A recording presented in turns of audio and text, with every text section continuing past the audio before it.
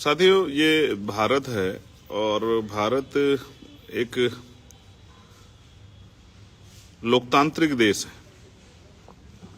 ये भी सत्य है कि लोकतांत्रिक व्यवस्था में आप जनता सबसे बड़ी होती है और जनता जहां बड़ी होती है वहां किसी भी फैसले पे, चाहे वो सरकार का हो, कोर्ट का हो, किसी अधिकारी का हो, सब पे अपना विरोध दर्ज कराया जा सकता है। लेकिन विरोध की कुछ सीमाएं होती है। कल जो हुआ है माननीय सर्वोच्च न्यायपालिका में, जिस तरह से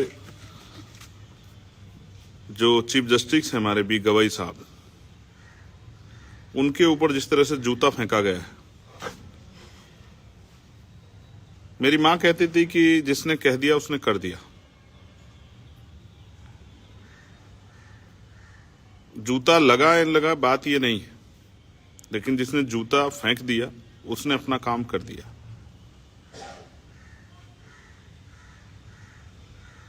देश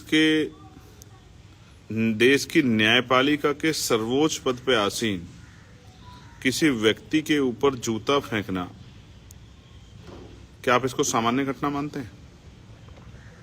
मैं आपका ध्यान आकर्षित करता हूं, बरेली उच्च आहार में किस तरह दरिंदों ने उस भाई को पीटा, हरिओम वाल्मीकि। ये किसी छिपावा नहीं। और कई बार हम देखते हैं कि हिंसा का अस्त्र जो है वो क्रोश हो जाता है। इतना अन्याय जो है, मारना, पीटना, थूक चटवाना, पेशाब करना, जूते में पेशाब भर के पिलाना, जूते में पानी भर के पिलाना। तो मैं ये समझता हूं कि हमें ये आत्मचिंतन करना चाहिए कि आज देश कहां खड़ा है। क्या इस देश में हक वंचित समाज जो है, जिसको हम बहुजन समाज कहते हैं, क्या उनके लोग सुरक्षित हैं? जब सर्वोच्च न्यायपालिका के मुख्य न्यायाधीश के ऊपर ये हमला हो सकता है, तो क्या आप और मैं या गरीब जो शेड्यूल कास्ट के लोग हैं, बैकवर्ड के लोग हैं, मुस्लिम जो लोग हैं, वो क्या सुरक्षित हैं? आपको ये समझना चाहिए और महसूस करना चाहिए। आज कई बार हमने देखा पिछड़े वर्ग के कुछ हमारे भाई बहुजन समाज के कथा कर रहे थे, उनके जो है बाल काट ले जाते हैं, उनसे माफी मंगवाई जाती है, उनका मुंडन हो जाता है। कितने ही ऐसे पिछड़े वर्ग के कथाकार हैं जिनको जो है अपमानित किया गया है, मारा पीटा गया है, मंदिरों से निकाला गया है। देश को आजाद हुए 75 साल से ज्यादा हो गए, आज भी बहुत बड़े पैमाने पे लोग अपनी सोच नहीं बदल पाए, लोग अपना तौर तरीका नहीं बदल पाए, लोग जो है अपने आप के अंदर जो है वो इंसानियत, मानवता को नहीं लेके आ पाए। उसका परिणाम है ये जो हुआ। कुछ लोग इसको कह रहे हैं कि एक जस्टिस गवई साहब ने जो है, चीफ जस्टिस गवई साहब ने एक स्टेटमेंट कोट किया था कि भाई जाइए अपने भगवान से कहिए वो इतने ताकतवर है तो खुद ही आपकी मदद कर दें। इसमें हमारे देश की मीडिया का भी बहुत बड़ा रोल है। मीडिया बहुत सारी घटनाओं को उस तरह से प्रदर्शित करती है। ये पहली बार नहीं है कि किसी जज ने किसी बात पर टिप्पणी की हो।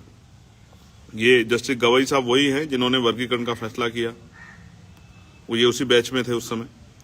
इन्होंने ही शेड्यूल कास्ट के लोगों पे को कहा कि उनमें जो है क्रीमी लेयर होनी चाहिए, ये इन्हीं के वर्ड थे।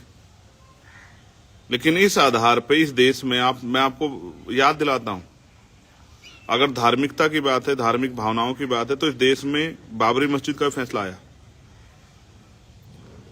और वो फैसला, क्योंकि अभी भी जो है इनसे पूर्व के जो चीफ जस्टिस, उस बैच के जो जज थे, उन्होंने डीवाई चंद्रचूड़, उन्होंने एक्सेप्ट किया कि उनकी भावनाएं उनके फैसले पे हावी थी।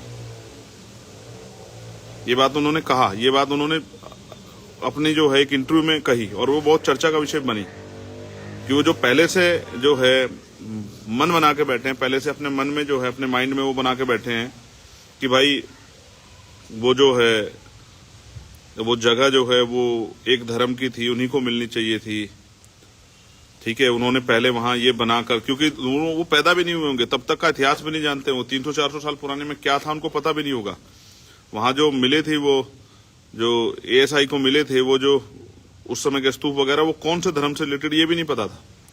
लेकिन आप देखिए कि उन्होंने ये बात अपने इंटरव्यू में एक्सेप्ट की, उनके मन में भाव थे। तो आप जज बन के भी अपने भाव नहीं कंट्रोल कर पा रहे हैं। और मैंने कभी नहीं देखा कि किसी मुसलमान ने जाके उनको जूता फेंक दिया हो। हम निंदा कर सकते हैं, हम लोग आलोचना कर सकते हैं, उसका एक स्तर है। मैं मानता हूं कि चीफ जस्टिस हो या कोई भी जज हो, उनके फैसलों की आलोचना होती है, उनका विरोध होता है, व्यक्ति की आजादी है देश में।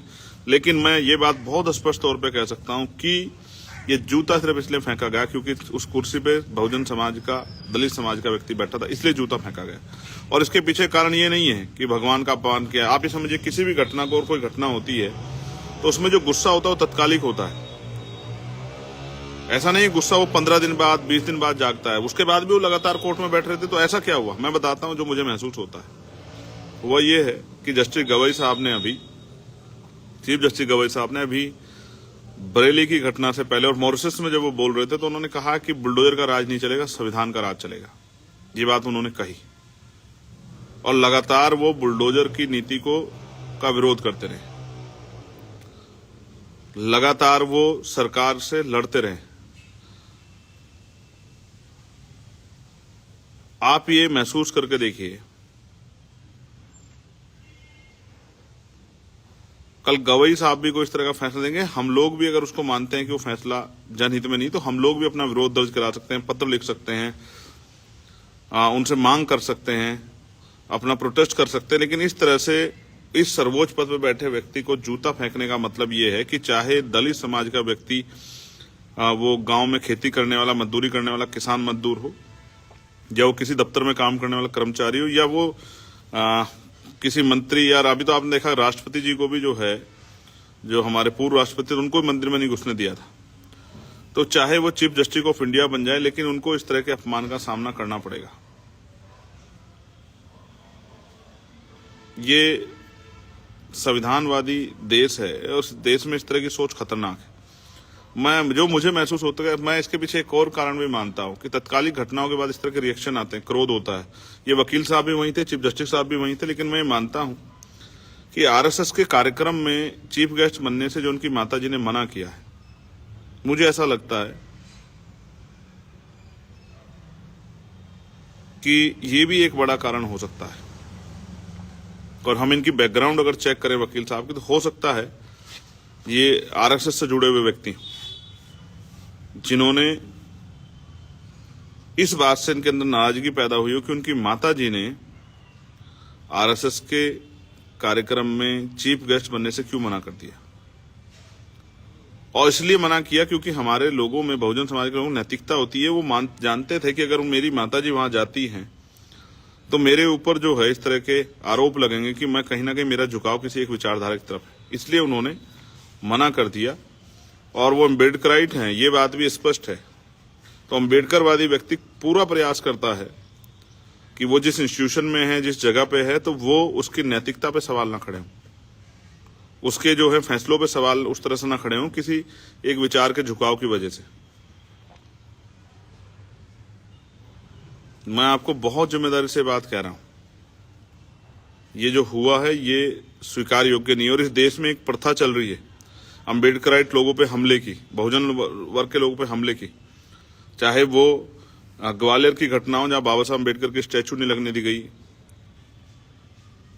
हाई कोर्ट में, चाहे वहां बैठ के कोई आदमी जो है बाबा साहब को अपमानजनक शब्द बोल रहा हो, गंदा, इस तरह के जो है गंदे व्यक्ति के इस तरह के शब्दों का यूज उनके लिए कर रहा हो, जहां उसके खिलाफ एफआईआर भी हमारी टीम ने दर्ज कराई है।